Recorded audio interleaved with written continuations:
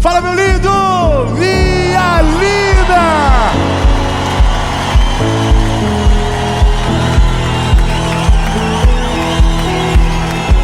Olha,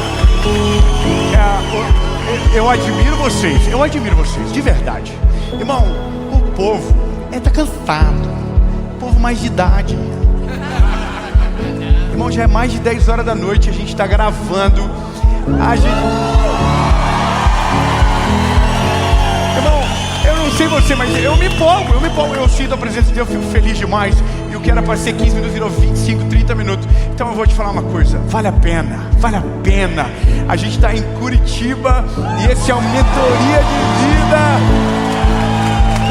E ó, eu tenho uma palavra de Jesus pro seu coração. A gente vai falar sobre refém, sobre vítimas. Você viu?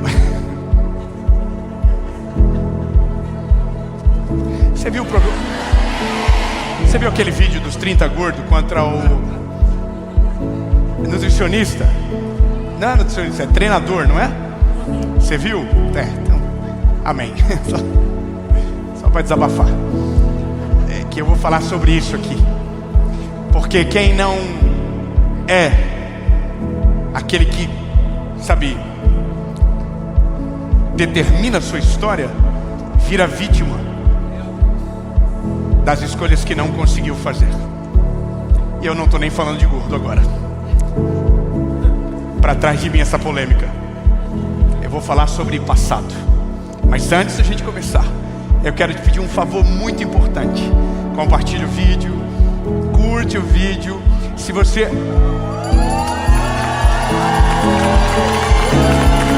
ainda não é inscrito, se inscreve, ativa o sininho. Toda segunda, toda quinta tem uma palavra de Jesus para você aqui no nosso canal do YouTube. E no YouTube, quinta e segunda, e no SBT, de segunda a sexta, 7h30 da manhã, o Bom Dia Esperança. E agora eu quero só te fazer um último convite. Se você ainda não está dentro da nossa comunidade de WhatsApp, é só você clicar no link que está aparecendo aqui na descrição do vídeo, aqui abaixo, e entrar no nosso grupo de WhatsApp. A gente quer caminhar junto com você. Amém?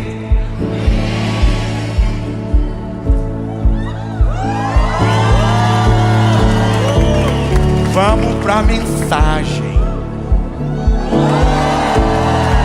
Ai, lindos, vamos lá. Olha, passado, refém. É uma coisa meio sinistra que a gente vai falar agora. Mas veja, quando a gente começou, lá no começo, a gente falou sobre coisas que paralisam o nosso crescimento. Correto? Então a gente sabe que tem coisas que paralisam, coisas que aceleram. E é muito da nossa perspectiva de vida em relação àquilo que enfrentamos ou recebemos como herança, de tomar uma decisão do que vamos fazer em detrimento de tudo aquilo que passou na nossa história. Tem um momento da nossa vida que alguém decide por nós, e tem um momento da nossa vida que a gente começa a decidir por nós. Amém? Até aqui tudo certo. Não é tão fácil como a gente gostaria. Infelizmente não é.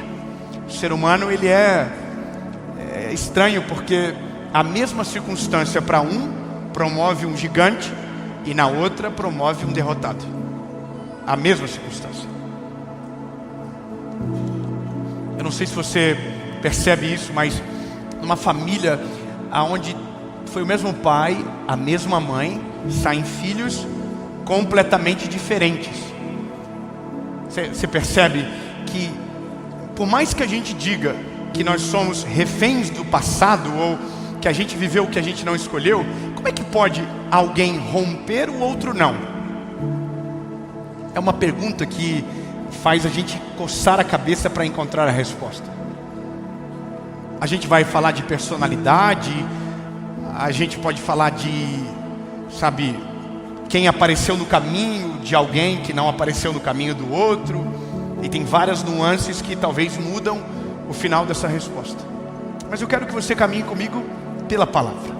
Amém? Isaías, capítulo de número 43, versículo de número 18, diz o seguinte: não vos lembreis das coisas passadas, nem considereis as coisas antigas.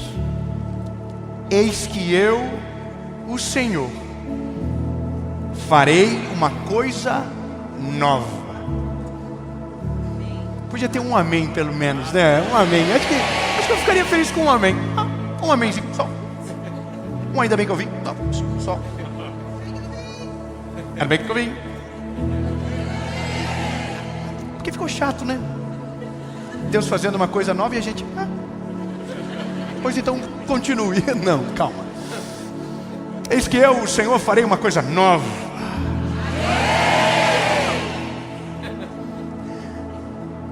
Logo ela vai aparecer. Vocês ainda não sabem, mas eu farei um caminho no ermo e rios no deserto.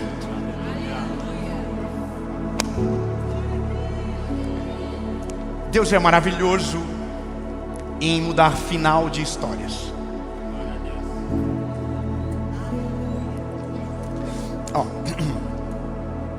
Você já viu alguma série que você queria que o final fosse diferente? Eu tenho algumas inquietações na minha vida. E quando eu digo inquietações, é coisas que talvez só eu que fico pensando e fico conjecturando fins diferentes para uma história que já está escrita, não tem muito o que fazer. Mas tem... Deixa eu falar. Não vou falar.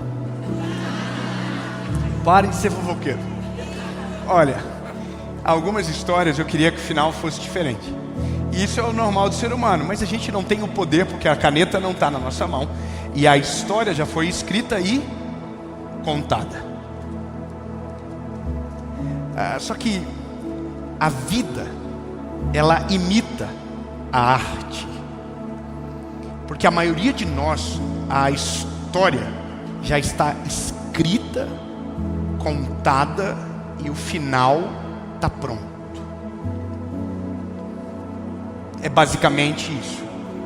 Por mais que a gente diga que a gente tem escolhas, mas quem nos ensinou a escolher foram as pessoas que erraram primeiro.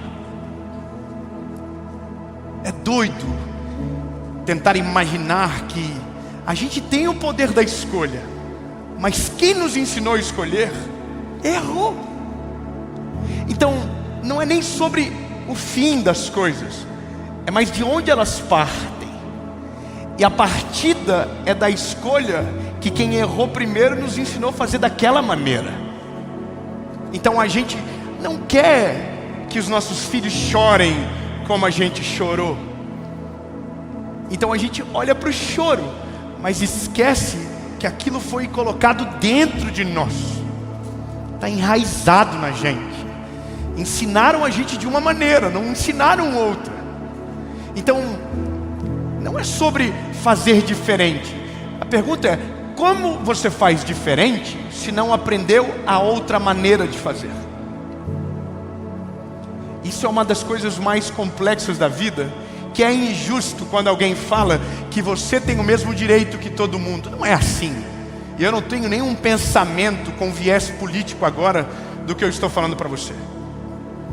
Não é tão simples dizer que você tem a mesma chance que o outro. Não é tão simples. Bom, vamos pensar numa questão que não envolva uma parte social da vida, porque parece que a gente está querendo politizar, e eu quero distância dessa loucura que é a polarização do nosso país. Mas para pensar, eu não nasci na casa de um pregador do evangelho, mas um outro homem nasceu na casa do maior pregador do século. Existe uma conta lógica que o ser humano faz. Naturalmente, um tem mais chances do que o outro, porque todos os acessos que precisam ser construídos do lado de cá, do outro lado já está completamente pronto. Concorda comigo? Não estou falando nenhuma besteira aqui. Isso é a vida na prática. nosso discurso, ele é motivacional ao ponto de dizer, não, você também pode romper, você também pode viver. E não está errado dizer que você pode. Mas eu não posso ignorar que o ser humano, ele é construído de background. Ele é construído de pontos de partida, de educação que recebeu, de cultura que foi enraizada. Entende? Então lembra quando a gente estava falando sobre pensamento de escassez? Ninguém nasceu escasso. Pelo contrário, quando a gente era criança, a gente pedia tudo que via, não pedia tudo que via. Eu quero chocolate, eu quero chips, eu quero isso. Mas aí ao longo da nossa vida, os nãos que foram colocados e a maneira que eles foram explicados, foram construídos barreiras no nosso cérebro, na nossa mente. E isso se aplica a tudo. No começo da nossa fé em Jesus, quando a gente conhece Jesus, o nosso primeiro amor, a gente chora por tudo. A gente tem coragem para orar por qualquer coisa. Só que aí, algumas mensagens vão filtrando nosso coração, a nossa fé. E aquilo que a gente cria no começo já não tem mais como crer. Por quê? Porque foi sendo semeado dentro de nós realidades que dizem que nós estávamos errados em pensar o que pensávamos. Então todo ser humano, ele é um resultado de uma construção, de algo que não escolheu. Eu, por exemplo, eu tenho a minha história, e você também tem a sua história. Quando a gente conversa, a gente tem a história triste para contar, e eu tenho uma impressão que todo mundo sempre quer ter a história mais triste que a do outro, já percebeu? Não, eu sofri mais. Não, você não sabe por onde eu passei. Então basicamente todo ser humano é igual ao ponto que todo mundo não escolheu aonde gerou a sua identidade. Eu não escolhi a casa que eu nasci, você não escolheu a casa que você nasceu, a gente nasceu e pronto.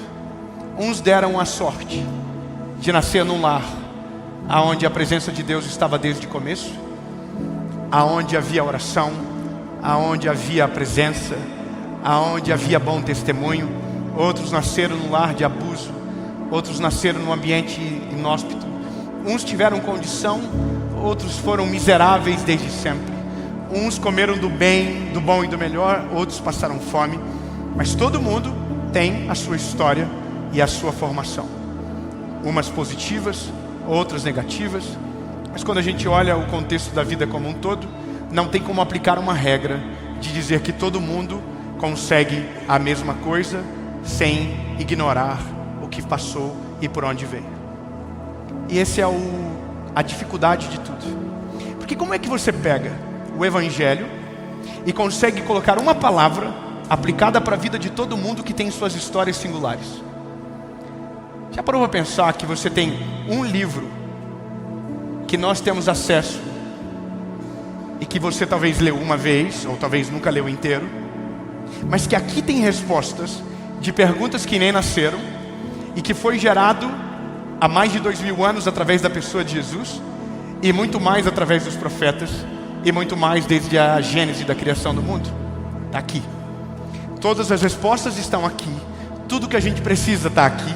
E a loucura é, como que eu pego uma vida com uma história, com um background, com uma singularidade e digo, essa palavra aqui consegue resolver o teu problema?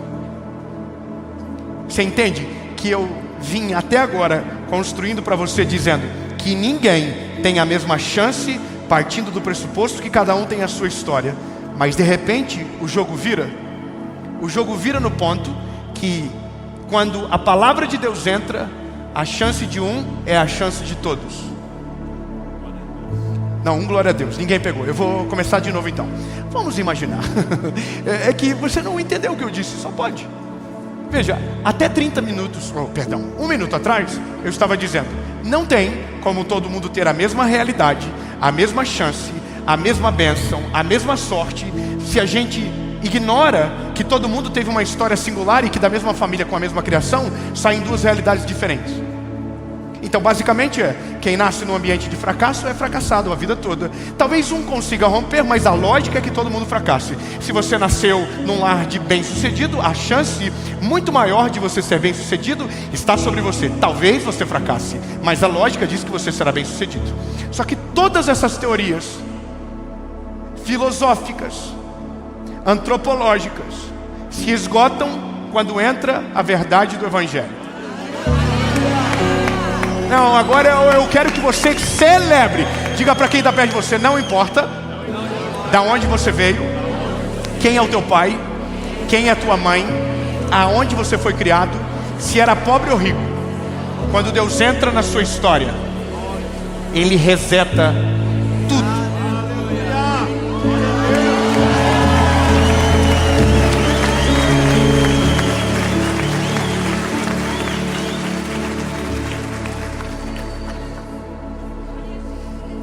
Quando Deus entra na nossa vida, Ele pega a balança que estava assim e deixa ela justa. E alguém pode dizer, você está falando de enriquecer? Você está falando de prosperidade? Não. Eu estou falando de ser pleno em Cristo Jesus. Eu estou falando de não ter falta de nada. Eu estou falando que nenhum trauma, nenhuma consequência de plantios que você não fez terá poder sobre o teu futuro. Eu estou falando que quando Ele chega, não importa de onde você veio, mas aonde Ele vai te levar. Estou falando que nenhuma cadeia vai permanecer sobre você, porque quando Ele pegou você, Ele sabia de todo o problema que você era. Sabe o que a gente leu? Deus está falando com uma terra desolada. Deus está falando com Israel. Só estava em ruínas, estava destruído. E aí a palavra de Deus chega. E eu quero que você agora agarre no detalhe, porque o detalhe é melhor do que o contexto. Ele diz a primeira palavra: não se lembrem das coisas passadas. Não, é que você talvez não pegou. Eu vou melhorar. Uma palavra motivacional iria dizer para você, não se sinta ofendido, mas eu estou só sendo literal. Ele ia dizer: ressignifique o teu passado.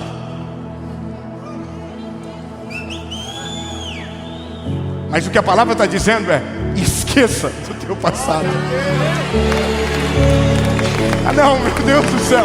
Ei, o Senhor está dizendo: não é para tentar dar significado naquilo que eu não tive culpa, daquilo que eu não fiz, daquilo que eu não coloquei para você, mas alguém escolheu antes de eu chegar. Eu permiti porque dei livre-arbítrio, mas não fui eu que coloquei, não fui eu que fiz a sua chegar, não fui eu que fiz a falência, foi a decisão errada de alguém, foi a falência, não fui eu, foi vocês. Então, não ressignifica o que eu não fiz, esqueça o que aconteceu. Não, irmão, é porque a gente acredita coisas certas sobre a figura errada. A gente tem que ressignificar, mas tem que ressignificar aquilo que Deus fez e a gente não entendeu. É dar o resultado certo ou o significado ideal para o processo que Deus nos colocou, mas não para os nossos erros. O erro você não ressignifica, o erro você se arrepende e vai para frente, mas não para fazer igual, ou não para... Não. Eu amo a palavra. Ah, eu amo isso aqui. Ei, não é para ressignificar, é para esquecer. Eu sei que é ruim, mas é o que a Bíblia está dizendo.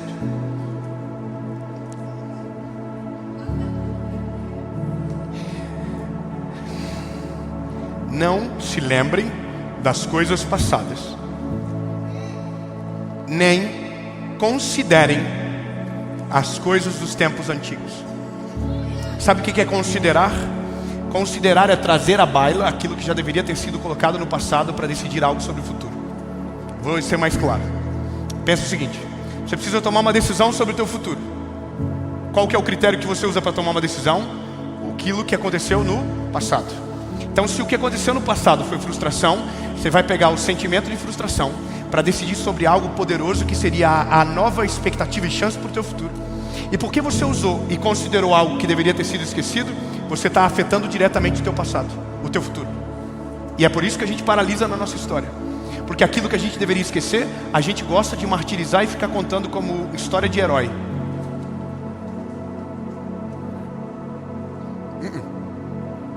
Esquece e não considera. A pergunta é: mas por que eu não vou... Como que eu esqueço? Eu sei que não dá para esquecer. Eu sei, a gente é ser humano. Tem coisas que eu gostaria de esquecer, mas eu não esqueço. Mas também não é sobre trazer um novo significado. É colocar uma memória em cima que vai ser tão poderosa que aquela vai perder todo sentido. Entendeu?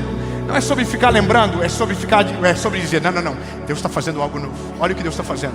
E alguém está dizendo, mas olha o que aconteceu. E você vai dizer, mas olha o que Ele está fazendo. E alguém está dizendo, mas olha o que aconteceu. E você diz, mas olha o que Ele está fazendo. E alguém diz, mas olha o teu passado. E você, mas agora olha o meu futuro. Olha onde Ele está me levando. Mas da onde você vem? Esquece da onde eu vim. Eu não estou considerando, eu estou olhando para onde Ele está me levando. E é maravilhoso. Então, eu não uso do meu passado para justificar o meu futuro. Pelo contrário, eu preciso de um elemento para que isso perca sentido e algo novo aconteça. E a resposta para tudo é: Deus precisa entrar na história. Lembra do computador, do Ctrl Alt Del? Quando você apertava Ctrl Alt Del, você podia finalizar todos os processos e reiniciar o computador, mesmo que ele tivesse travado. Você resetava tudo. Sabe por que eu falei daquele programa que viralizou agora, dos 30 gordos quanto o treinador? Porque é muito melhor a gente assumir uma posição de vítima e tentar fazer as pessoas se adequar ao nosso vitimismo, do que rasgar a história, não considerar nada e dizer, a partir de hoje eu não sou o que escreveram sobre mim e o que preveram do meu futuro. A partir de hoje eu sou aquilo que Deus tem para mim. As minhas escolhas não serão consideradas a partir das histórias que foram colocadas na minha essência, mas aquilo que Deus tem para minha história. Eu não vou ser refém de uma história que eu não escrevi. Eu não vou ser refém de um plantio que eu não fiz. Porque agora, quando Deus chega, a semeadura anterior ela é resetada. Ela não serve mais para a minha história. Diz a palavra, eis que eu, o Senhor, farei uma coisa nova. Eu vou melhorar. Porque no Novo Testamento, o Evangelho vem. Porque não vivo mais eu. É isso dizendo de uma maneira diferente. No Velho Testamento está dizendo, não considerem. Esqueçam as coisas passadas. No Novo Testamento, Jesus diz, porque aquele que quiser vir após mim, negue-se a si mesmo, tome a sua cruz e então siga-me. Porque aquele que quiser viver a sua vida aqui, perderá. Mas aquele que escolher perder a sua vida aqui, ele está dizendo, apaga tudo, esquece tudo, esse terá uma vida eterna com Cristo. Porque não vivo mais eu, mas Cristo vive em mim. As coisas velhas se passaram e eis que tudo se fez novo.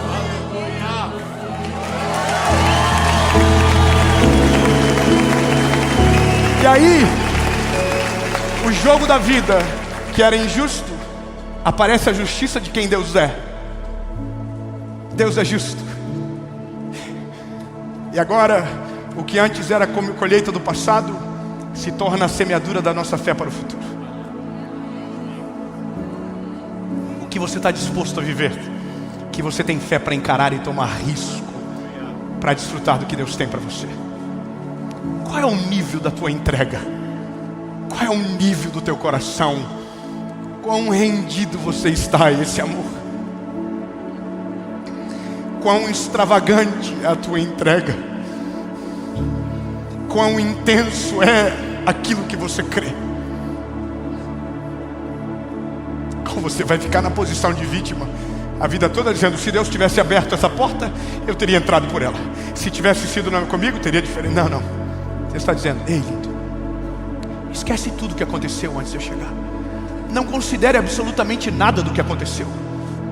Aí Deus olha e diz, ei, eu vou fazer uma coisa nova. Os teus olhos ainda não conseguem ver. E é melhor que não veja, porque se a gente vê antes de acontecer vai assustar. E ele diz, eis que eu farei uma coisa nova, e os teus olhos ainda não podem ver. Mas eu colocarei rio no ermo e caminhos no deserto. Aonde ninguém passa, haverá um caminho para você.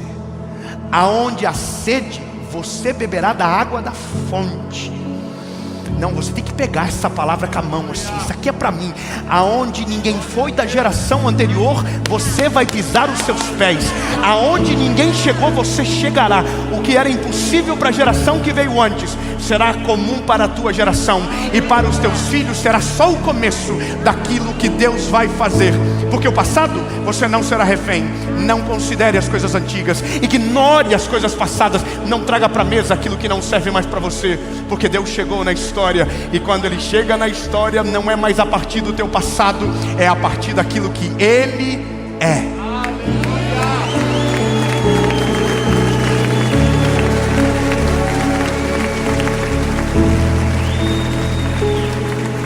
Quando Jesus chega, Ele faz assim: me dá a tua vida na minha mão.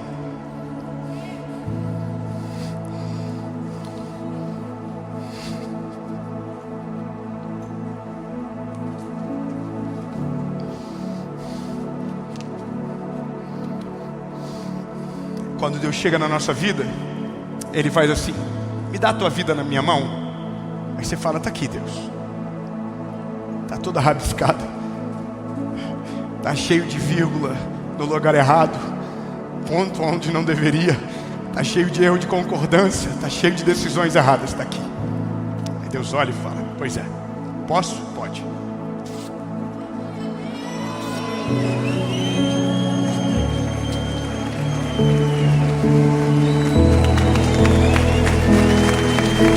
Aí você fala: Deus, e agora? Eu tenho uma folha branca aqui. Mas agora não é você que escreve, não é o teu passado que escreve, não é a geração que veio antes que vai escrever. Agora sou eu que vou escrever, e eu farei uma coisa nova.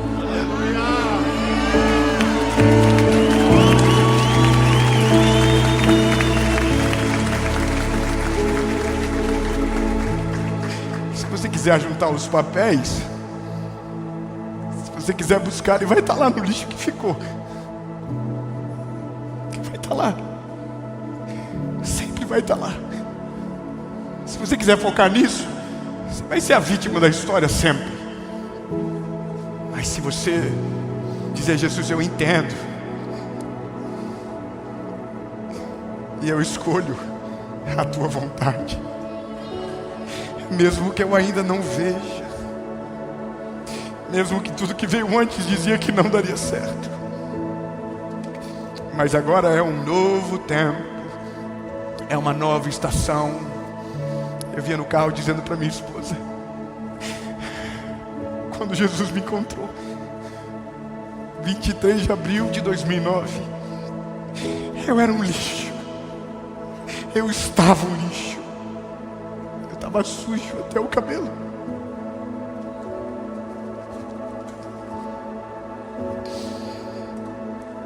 E Ele viu algo que eu não vi. Ele me ouviu. Ele entrou dentro do meu quarto. E eu dizia para Ele: se ainda há esperança, Jesus. Que mal sabia eu que Ele é o Deus da esperança, que Ele é o Deus das novas histórias, que Ele é o Deus que muda o final das histórias que alguém pensou que havia acabado. Eu dizia: Deus, se ainda há uma esperança, fala comigo. E eu só pedi para Ele falar naquele dia. Mal sabia eu que a voz dEle nunca mais me desampararia, que a presença dEle nunca mais me deixaria. Eu tinha um plano, Ele tinha outro muito melhor. Eu não tinha noção do que Deus ia fazer, eu só queria esperança. E Ele me deu uma esposa, Ele me deu filhos, Ele me deu um ministério, Ele me deu a chance de gastar a minha vida falando do nome dEle. E hoje eu só estou aqui porque Ele chegou e rasgou tudo. A carta de dívida foi rasgada, as sementes que eu não plantei foram ignoradas, e agora é uma nova história. Mas sabe qual é a loucura? A minha vida hoje se resume a isso: fazer você ver que o que aconteceu antes de Ele chegar não tem poder para determinar o que Ele vai fazer na sua história a partir de então.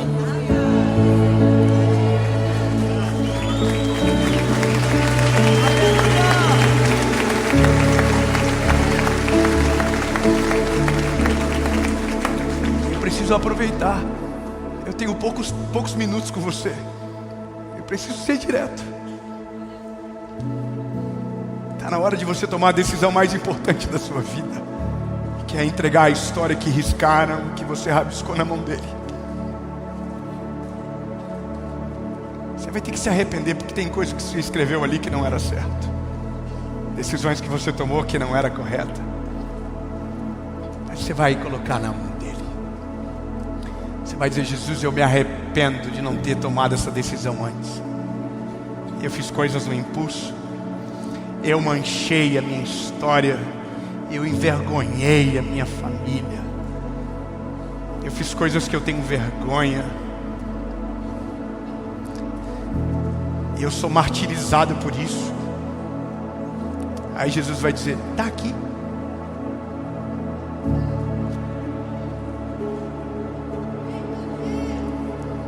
Aí você pensa que ele vai guardar o que você deu. Você pensa que ele vai usar contra você. Você pensa que ele vai esfregar na tua cara e vai colocar peso em você. Porque é isso que o evangelho de alguns está dizendo. Quando alguém aceita Jesus, alguém diz: eu duvido que vai ser de verdade. Que dó desses irmãos mais velhos. Enquanto uns estão tentando julgar a salvação dos outros, ele está pegando a decisão de um coração sincero e dizendo: é meu agora, então se é meu, eu faço o que eu quiser. Não vou ler, não serve para mim e nunca vou usar contra você. Acabou e agora é algo novo. Mais uma folha eu rasguei para te provar o ponto. Se você quiser viver algo novo e não querer ser refém de história de ninguém, Deus precisa entrar na sua história. 2 perguntas, uma resposta. A primeira, para você que nunca entregou a sua vida a Jesus de verdade. E segundo, para você que estava com ele nas mãos, com a história sua nas mãos dele, mas você tirou e está escrevendo sozinho. Está na hora de você voltar ao plano original, entregar de novo, voltar para ele de volta. Talvez você entrou aqui hoje e não tinha noção do golpe que você estava caindo, mas o Senhor te atraiu para esse lugar essa noite. O Senhor te atraiu para essa mensagem esta tarde, essa manhã, não importa o horário, mas você foi atraído para cá. Então, lindo, se até agora alguém escreveu a sua história, pelo menos esse sim você precisa dar. A história é tua, Jesus. 2 perguntas, uma resposta. Para a primeira pergunta, você precisa se arrepender, pedir perdão e confessá-lo como seu Salvador. Para a segunda pergunta, você só precisa dizer: Jesus, perdão, estou voltando, errei, fui moleque. A história é muito melhor quando está na tua mão. O Senhor é muito mais criativo de construir futuros extraordinários. Está aqui, Jesus, eu volto para a tua presença, eu volto para o centro da tua vontade. E é isso, amém? Uma pergunta, 2 perguntas, na verdade 2 perguntas, uma resposta. Eu vou contar até 3, se a sua resposta for sim para uma dessas 2 perguntas, você levante a mão, a gente ora e faz a maior festa que esse lugar já viu. E aí na sua casa, onde você estiver trabalhando, você não precisa levantar a mão porque talvez vai ficar estranho, mas você vai fechar os olhos e vai orar comigo a oração mais importante da vida. Não haverá testemunhas hoje, mas haverá testemunhas da tua transformação amanhã. Quem quer tomar decisão? No 3 levante a mão. 1, 2, 3.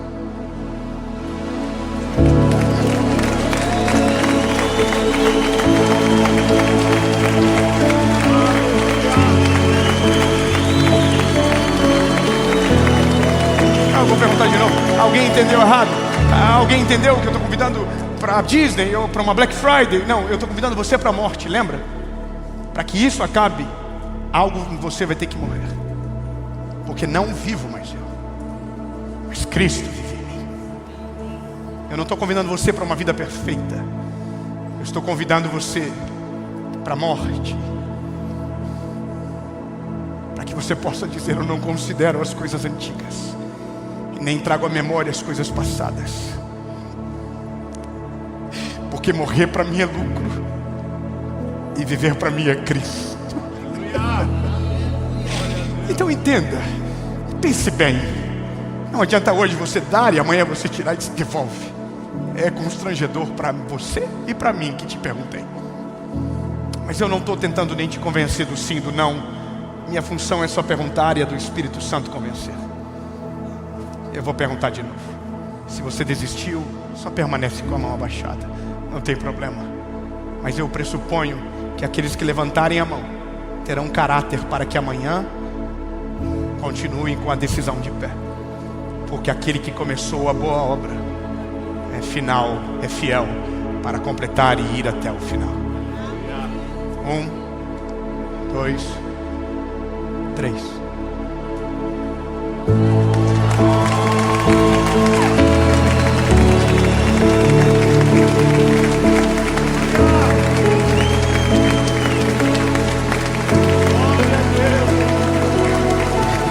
Eu amo a minha vida, eu amo a minha vida, eu amo a minha vida.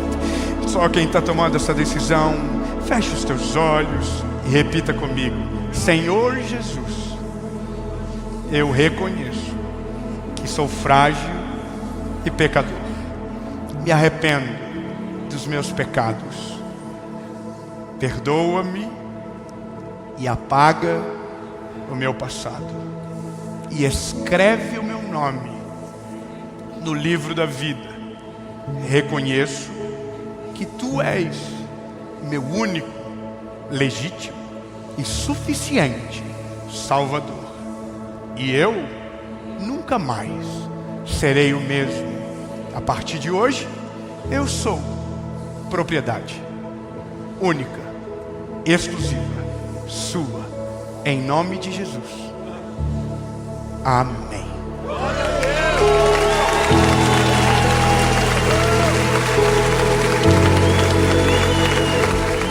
Fala, meu lindo, minha linda. Você acabou de assistir uma mensagem que eu tenho certeza que o Senhor Jesus falou ao seu coração, e não foi pouco. E eu tenho uma ótima notícia para você. Nós acabamos de lançar o nosso devocional de 365 dias do ano. O Oi Deus, sou eu de novo. Imagine você começar todos os dias dessa maneira: Oi Deus, sou eu de novo. Eu preciso de uma palavra. Eu tenho certeza que esse devocional será um grande companheiro para a sua vida com Deus. E se você quiser ter mais informações ou ter o seu, é só clicar no link que está aqui na descrição do vídeo e segue já lá no Instagram. Todo dia tem um devocional para você por lá também. Nosso Instagram é Oi Deus, sou eu de novo, oficial. Que Deus abençoe e que o seu 2026 seja extraordinário. Porque esse devocional já é para 2026. Você pode usar esse ano, é claro, mas quando for dia 1º de janeiro, pode ter certeza que o seu ano será extraordinário e que Deus estará com você todos os dias. Em nome de Jesus, amém.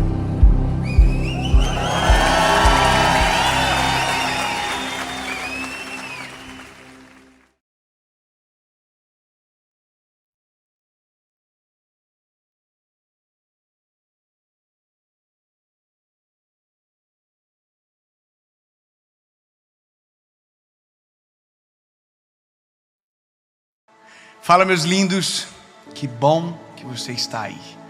Eu tenho certeza que você veio para essa mensagem por conta desse título: crise de ansiedade. Talvez seja exatamente isso que você está passando, ou é isso que tem tirado a sua paz. Eu tenho algo de Deus que vai produzir dentro de você algo que há muito tempo não tem: descanso. Eu só quero te pedir um favor antes de irmos para essa mensagem. Curte o vídeo, manda para todo mundo que você puder. Quanto mais pessoas alcançadas por esta mensagem, melhor. Vamos fazer o seguinte: vamos colocar como uma meta de a gente conseguir mandar para amigos, sabe? De fazer isso e ir mais longe. Então curte o vídeo, comenta, compartilha e manda para quem você puder. Outra coisa importante: se você ainda não é inscrito no canal, se inscreva. Ativa o sininho, que toda segunda-feira, sem faltar uma, tem uma mensagem de Deus para você por aqui. Vamos pro vídeo. Evangelho de Jesus, conforme escreveu Mateus, capítulo de número 6, versículo de número 25 diz: por isso eu vos digo, não andeis ansiosos quanto à vossa vida, pelo que haveis de comer ou pelo que haveis de beber, nem quanto ao vosso corpo, pelo que haveis de vestir. Não é a vossa vida mais do que mantimento, e o corpo mais do que o vestido? Olhai para as aves do céu, que nem semeiam, nem cegam, nem ajuntam em celeiros, e o vosso Pai celestial as alimenta.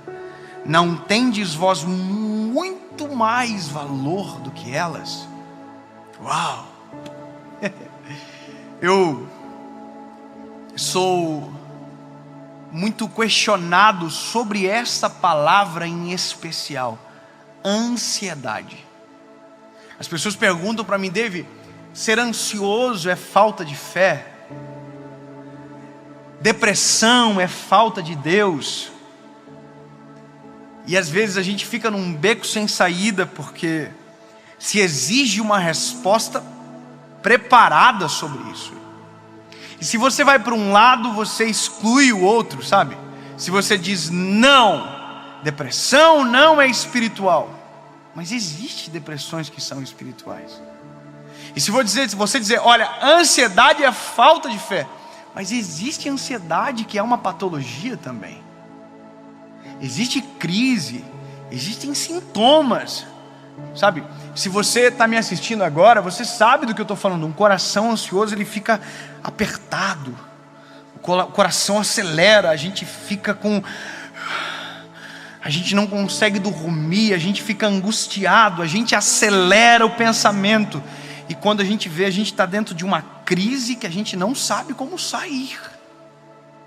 A questão é, se eu sei que é patologia, mas que eu sei também que às vezes é falta de fé, eu preciso encontrar o equilíbrio para te apresentar pela palavra que existe uma forma de trabalhar com esse sentimento. Eu quero te explicar algo que é transformador e pode acalmar o teu coração, que é a percepção sobre a vida. Eu já falei isso uma vez e foi tão importante para mim entender, que foi uma das mensagens antigas, mas que eu conto que uma vez eu fui fazer uma massagem, aquelas massagens relaxantes, e a menina me deu um questionário para eu responder antes da massagem. Então eu já fiquei nervoso antes de fazer a massagem relaxante. Eu fui para relaxar e tinha um questionário.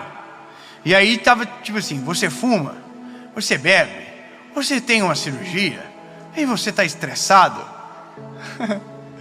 E eu fui colocando não. Aí eu deitei para fazer massagem, ela viu um roxo nas minhas costas. Ela falou: o que é isso? Eu falei: é estresse. Ah, mas você falou que não é estressado. Fiquei com raiva dela. Vai fazendo prova real da minha prova comigo. Aí eu falei: não é que eu sou estressado assim, não. É preocupação. Ela falou: então isso é estresse. Isso é ansiedade, excesso de futuro. Você está pensando mais no amanhã do que no que está acontecendo agora. É por isso que você está assim.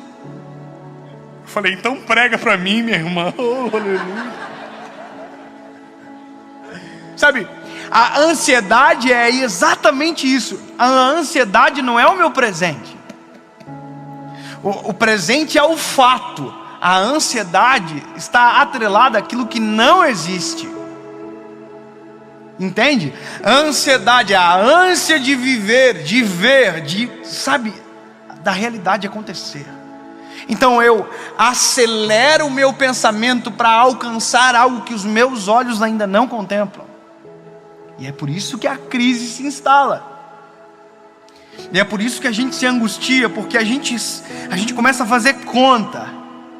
A gente começa a fazer probabilidades, expectativas. E aí a gente vai ver televisão às vezes. E aí a televisão diz: vai tudo morrer. É verdade. Morreu tantas pessoas hoje, amanhã é para morrer o dobro. Aí você fica assim: ai meu Deus do céu. Aí você conversa com um pessimista, e o pessimista diz: vai piorar o negócio, né? Aí você já está ansioso, você já está preocupado com o que ainda não aconteceu. E aí você começa...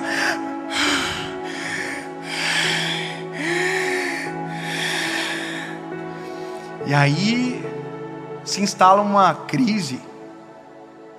Só que aí que está. Se a crise, a gente vai precisar de um remédio para administrar as emoções.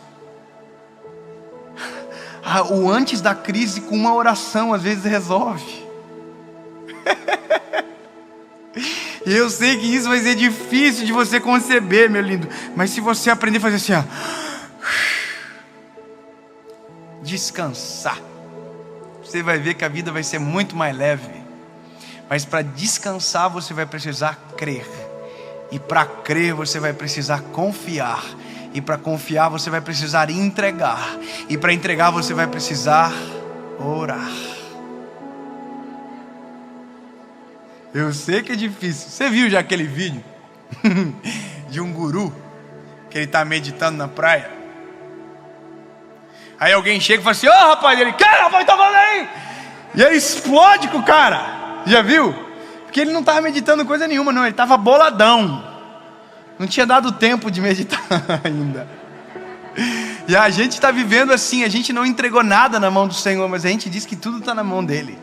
A gente diz que está orando todo dia, mas a gente não está orando coisa nenhuma. A gente está vivendo acelerado e por isso que a gente está colhendo tanto fruto negativo. A gente diz que confia, mas não confia coisa nenhuma. A gente diz que ora, mas não ora coisa nenhuma.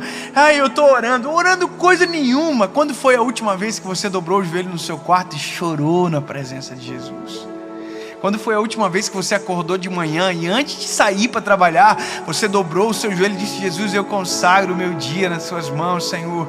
Eu coloco os meus planos, eu derramo sobre você, Senhor, toda a minha ansiedade, a minha angústia. Quando foi a última vez que você fez isso? Então, na verdade, nós estamos colhendo somente aquilo que nós estamos fazendo. E por isso estamos tão ansiosos, porque a gente começou a depositar as nossas confianças na notícia que sai na televisão. A gente começou a depositar as nossas esperanças no jornalismo. Ai, meu Deus do céu, morreu, eu vou morrer. A gente começou a colocar as nossas esperanças em índices de pesquisa. A gente está depositando a nossa fé naquilo que não é verdadeiro, naquilo que é volátil, que se altera. Sendo que se nós entregássemos para o Senhor, teríamos a certeza do que iria acontecer. Existe um benefício de confiar em Deus, é saber que Deus não falha. Existe um benefício de confiar no Senhor, é saber que Ele não erra. Existe um benefício de entregar as mãos do Senhor, é saber que Ele não esquece de nada. É saber que Ele é perfeito em tudo que faz, que nenhum dos seus planos podem ser frustrados. Existe um benefício, mas que só sabe o benefício quem entrega, confia e descansa. Você já mandou fazer alguma coisa e você ficou desconfiado de quem ia fazer? Eu fui construir uma casa uma vez. Aí eu falei para ele assim: o senhor vai construir essa planta aqui, ó. Ele olhou a planta e disse: eu vou fazer. Eu falei: mas tá aqui, essa é a planta, tá? Irmão, que gente atribulada. Não dava para confiar neles, irmão. Se deixasse dormir à tarde, não ia trabalhar de manhã. Construiu pilar onde não tinha, coluna onde não existia. Pensa a ansiedade que dá no meu coração, irmão. Mas é que é engraçado, se eu não fosse lá, minha casa teria sido totalmente diferente do que eu havia projetado. Ia ter uma casa assim que eu falei: gente, quem vai morar aqui? Eu não fiz isso. Eu me lembro que eu tinha feito um lugar na casa que tinha um pé direito duplo e tinha uma pele de vidro. Um dia eu cheguei na obra e tinha uma coluna no meio. Eu falei: mas não tem isso aqui no projeto. Aí ele falou: não tem? Ele fez sem ver o projeto.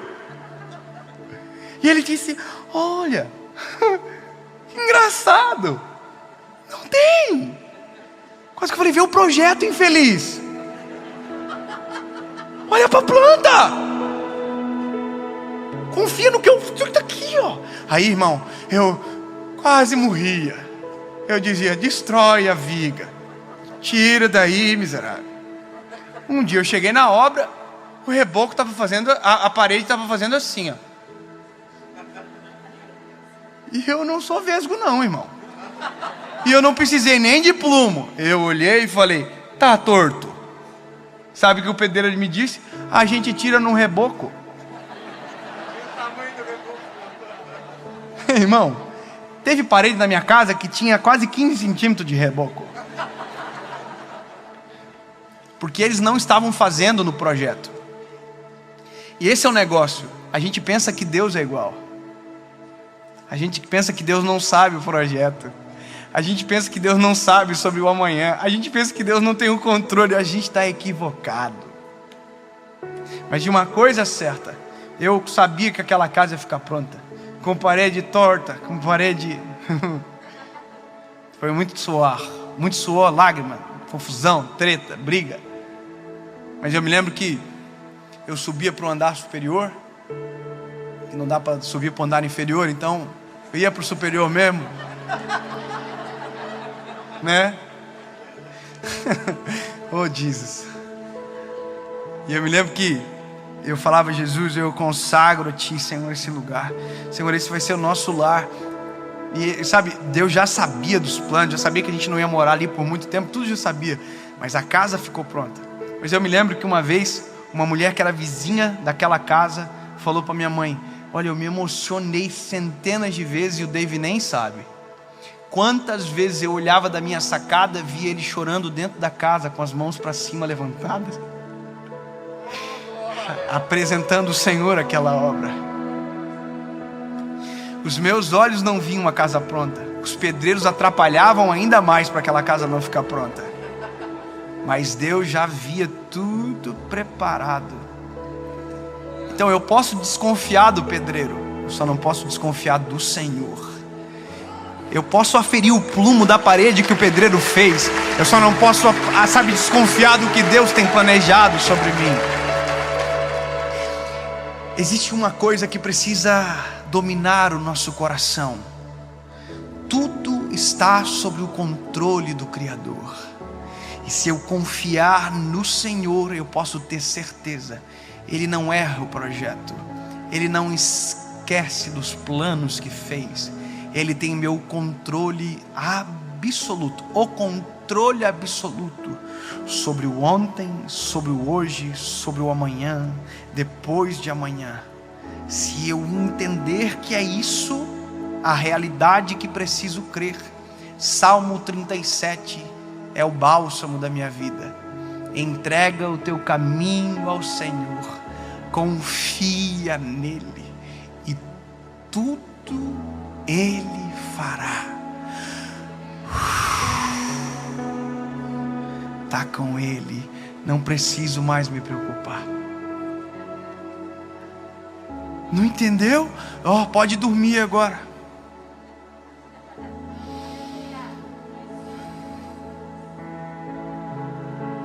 Mas eu não preciso ficar desesperado. Não. O Senhor está no controle. Mas será que vai acontecer, sabe? Don't worry, my little child, it's gonna be alright. Não se preocupe, meu filho, vai ficar tudo bem. Mas não, o seu futuro está nas minhas mãos. Mas não. Se você entregou nas minhas mãos, confia. Se eu visto os lírios do campo, alimento as árvores do céu, quanto mais não farei por vocês. Não estejais ansiosos por coisa alguma, antes todas as vossas angústias sejam conhecidas perante o Senhor, através das suas súplicas e ações de graças. E a paz que excede todo entendimento guardará o vosso coração e a vossa mente em Cristo Jesus.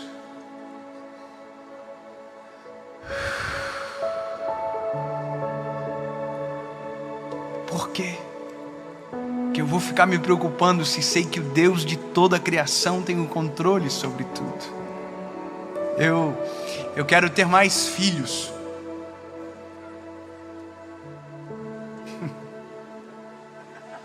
Tem calendário para isso, sabia? Você sabe o dia que você tem que estar lá. Tem o dia. Para quê?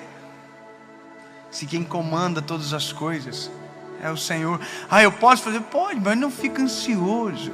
O Senhor está nas tuas mãos. Sabe, você quer ter um filho? Descansa. Eu não sei porque eu estou falando isso agora, mas é de Deus para a vida de alguém. Você quer ter um filho e está preocupado? Descansa. Deus sabe a hora certa de fazer. Eu preciso mudar de emprego. Eu estou dizendo, não. Calma. Descansa. Faz a tua parte. Deixa Deus controlar toda a história. Mas isso é confiar. Eu termino te dizendo algo. Para a gente viver uma vida mais leve. E como isso é bom. O conselho é muito simples. Ao acordar, não ligue o teu telefone. Não vá para a internet para ver notícia. Não veja quem postou. Não. Não veja televisão. Não. Dobre o joelho na frente da sua cama. Não falam que acordar com o pé direito dá sorte? Esquece. Quer ter sorte? Dobre o joelho. Feche os teus olhos. Diga: Jesus, eu não sei nem como eu vou te falar isso, mas eu preciso que o Senhor saiba. O Senhor é o dono da minha vida. E eu sei que o Senhor já sabe. Mas pode controlar. O Senhor é o dono. Pode controlar. Meu futuro está nas tuas mãos. Jesus, eu entrego o meu dia, os meus sentimentos, meu coração. Toma, Jesus. Acalma minha alma, meu espírito. Me faz viver um dia maravilhoso, Jesus. Paizinho, eu te amo. Obrigado pela minha esposa, pelo meu marido. Vai fazer. Jesus, te amo. Amém. Agora vai levantar? Não, calma. Pega a Bíblia. Só um textinho só. Olha, Mateus 13. Tendo Jesus saído de casa naquele dia, estava sentado junto ao mar. Estou lendo uma coisa aleatória aqui. E ajuntou-se muita gente ao pé dele. Olha, porque ele sabe o que faz, né? Está vendo? E não estou nem pregando, só estou... E toda a multidão estava em pé na praia. E falou-lhe muitas coisas por parábolas, dizendo... Aí fechou o texto, leu o texto. Aí, pode ir embora agora. Vai viver. Você vai ver que vai ser diferente o seu dia. Você vai evitar crise. Alguém vai dizer, olha a notícia. Não, eu tenho uma boa nova. Tudo está sob o controle do Criador. Nada nem ninguém poderá frustrar os planos que Ele tem a meu respeito. Sabe, é diferente. É diferente. No meio do caos, no meio da tempestade, às vezes o nosso coração tenta acelerar o dia de amanhã, mesmo sabendo que nem sequer ele existe. Nossas emoções se atribulam, nosso coração se aperta e a gente tenta imaginar o que vai acontecer, e às vezes o cenário que criamos é totalmente diferente do que Deus tem para nós. Aprisionamos o nosso coração no que não existe e vivemos aquilo que não está preparado. Meu conselho para você é: não seja ansioso. O teu amanhã ainda não é teu, é só dele. Jesus, tu és o dono do meu agora e tu conheces o meu amanhã. Está nas tuas mãos. Eu confio que tudo o que fazes é perfeito.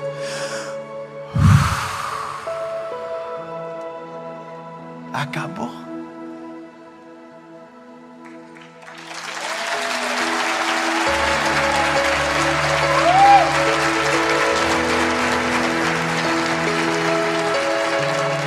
Jesus, nós depositamos sobre Ti todas as nossas angústias, todos os nossos medos, todos os nossos temores, tudo colocamos aos Teus pés.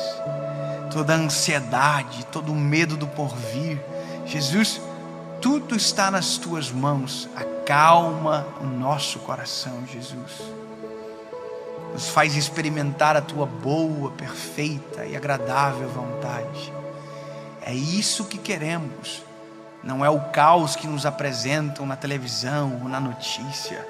Nós cremos que tu estás sobre o controle e que se tu estás no controle, tudo vai dar certo. Em nome de Jesus. Amém.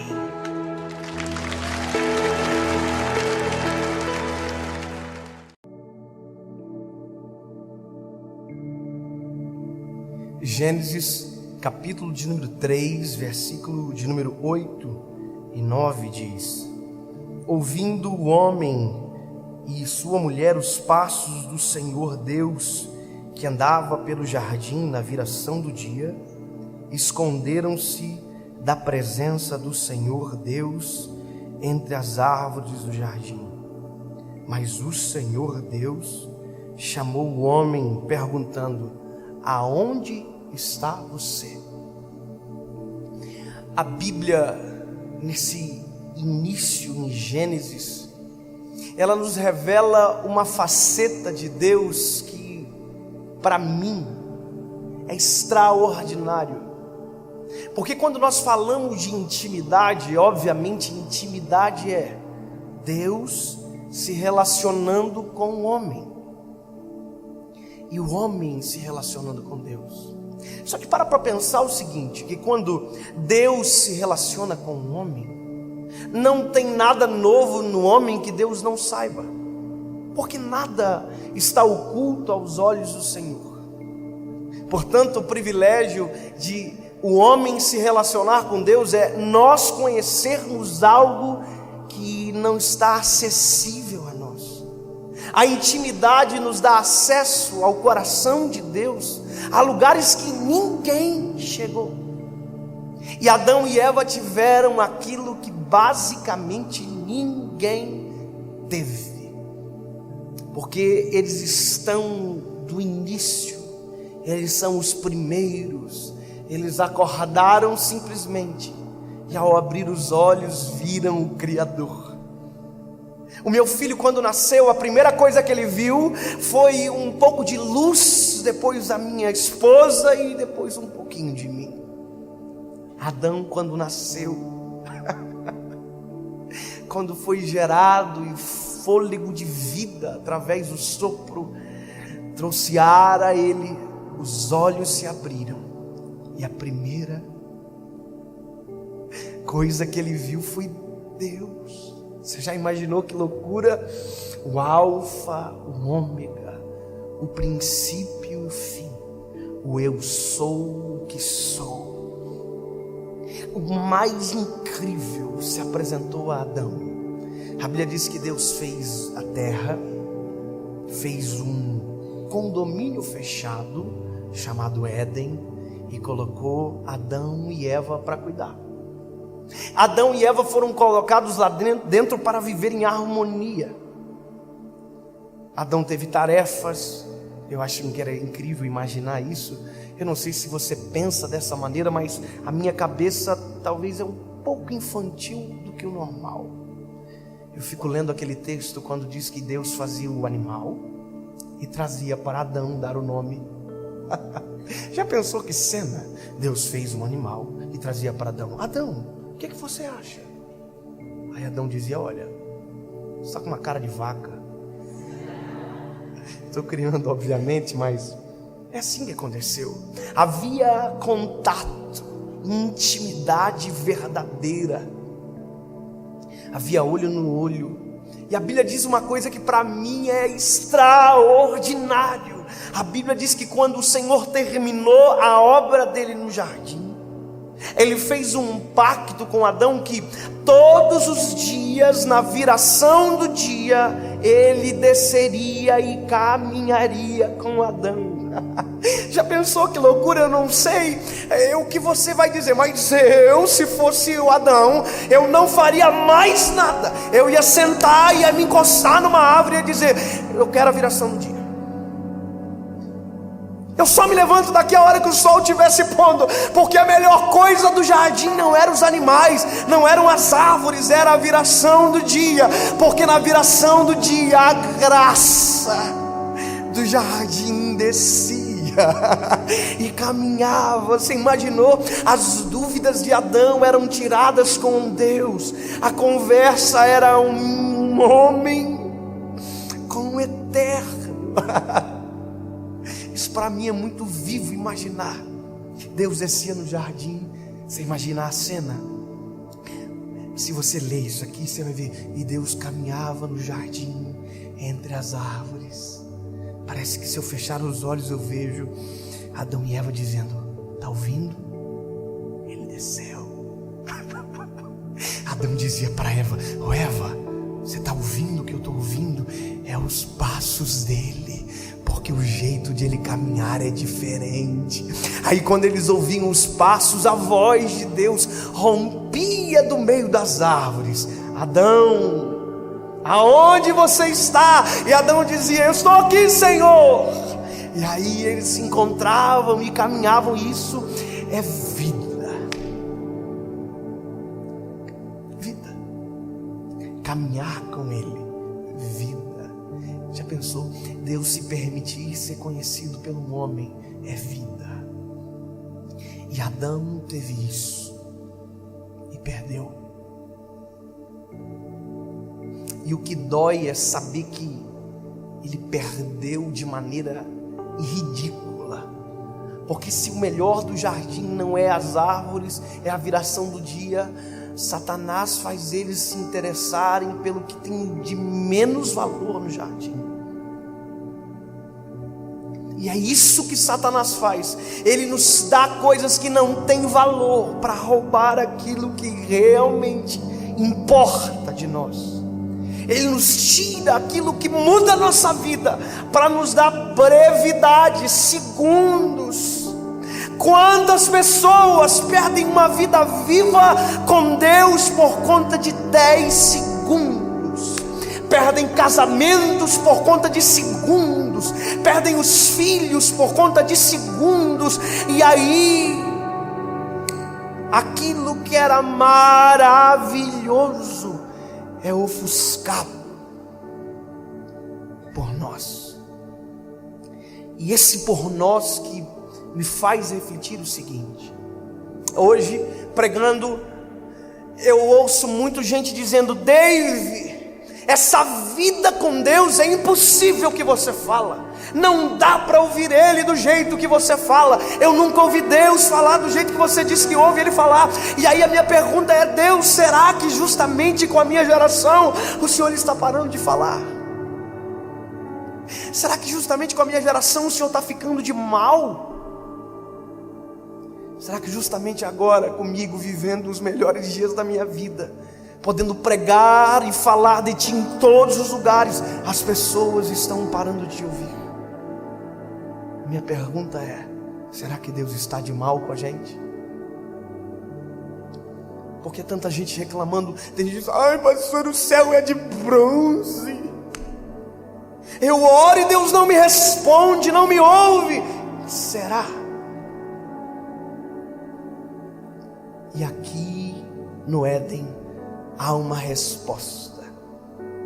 Quando Adão e Eva pecam, uma barreira chamada pecado se estabelece entre eles e Deus. Mas mesmo assim, na viração do dia, como todos os dias, Ele desceu. Ele entrou no jardim, Ele caminhou entre as árvores, só que agora não havia uma expectativa, havia um medo. Havia a gente escondida. Mas Deus não parou de descer. Deus não parou de falar. Adão e Eva, que não queriam mais ouvir.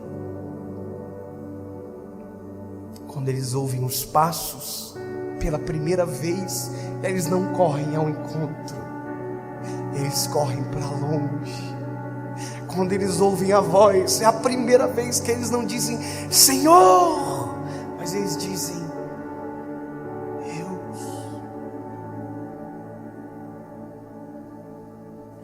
Um dia eu estava na faculdade, ainda na época cursava, e o meu professor nos explicou algo muito interessante: os elementos da comunicação.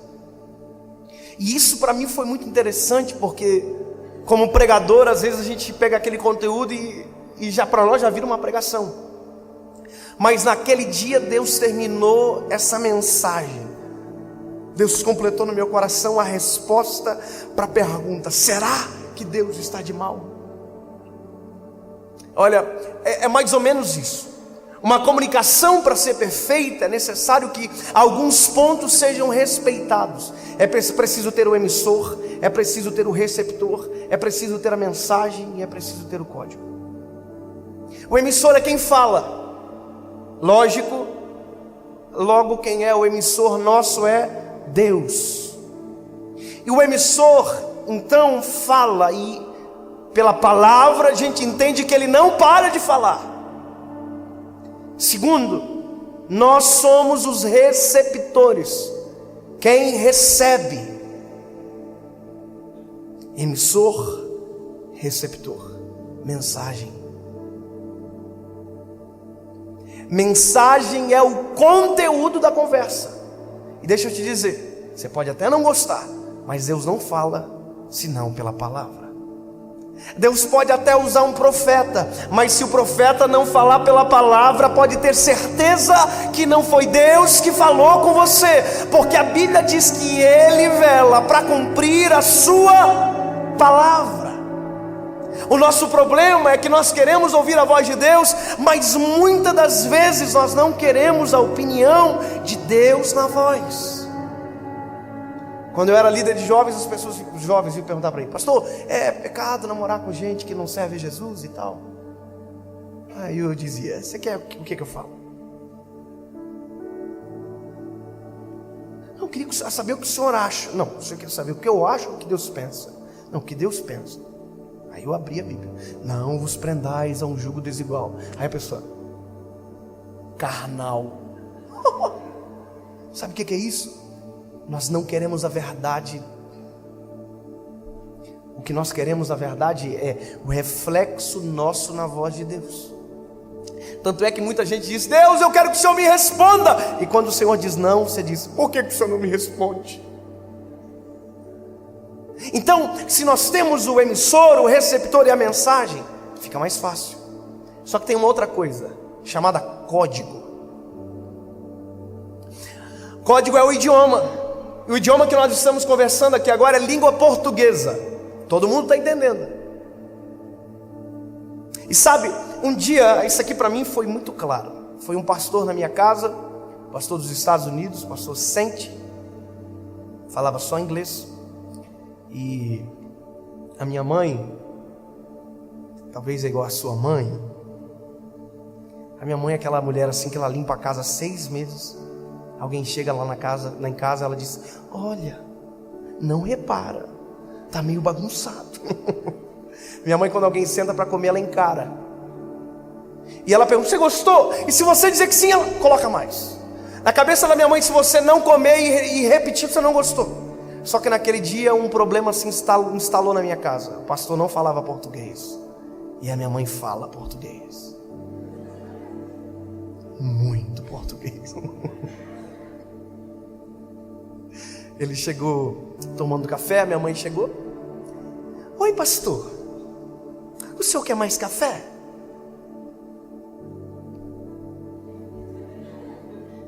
E eu pensei lá dentro do meu coração: será que eu traduzo? Aí eu me respondi: não, vamos ver uma treta acontecer. A minha mãe saiu e quando ela voltou, ela disse: pastor, o senhor quer mais café? Porque na cabeça dela falar português alto virava inglês. E ela não vai gostar de ver essa gravação. Mas deixa eu te dizer, se o código não for o mesmo, não adianta gritar.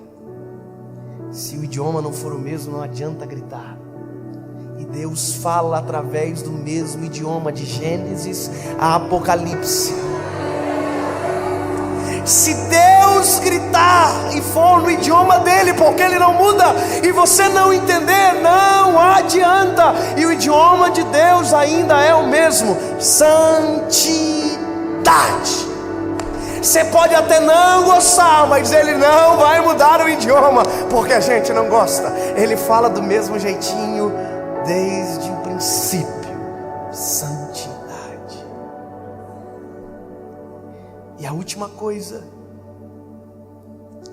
que faz parte dos elementos da comunicação, é ruído. Ruído é o que atrapalha a comunicação. Ruído é o que interfere no contato.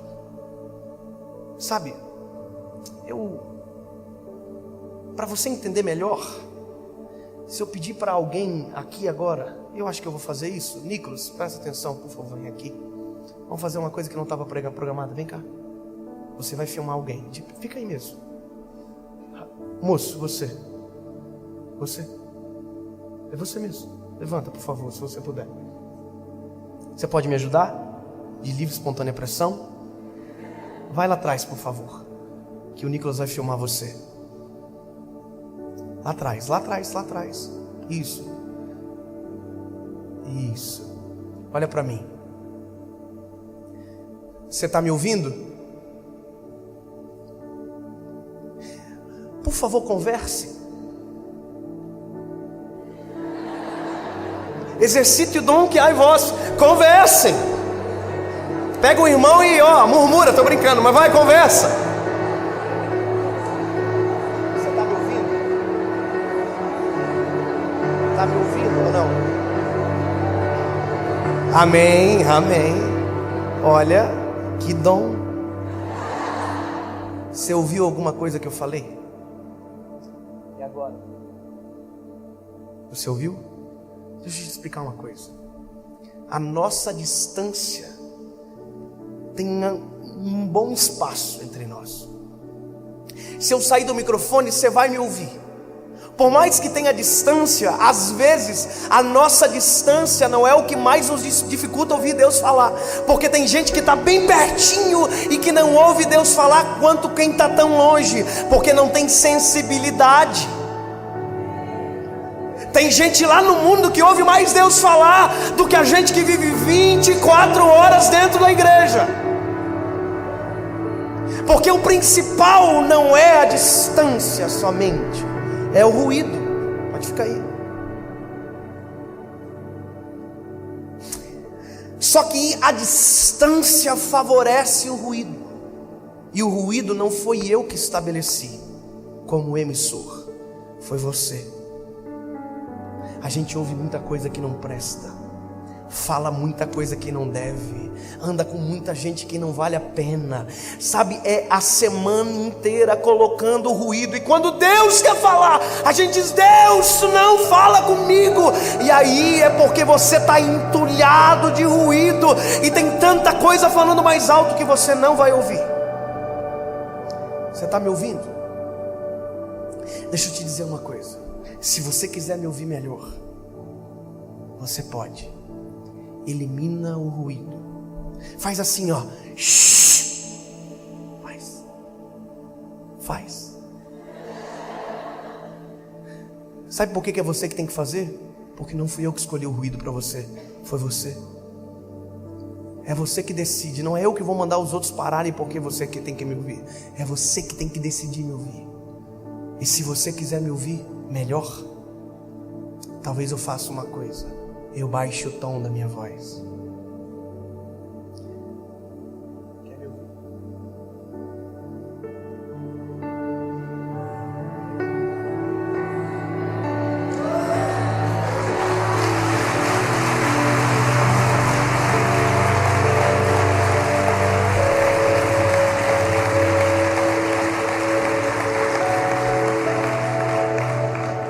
Para de reclamar.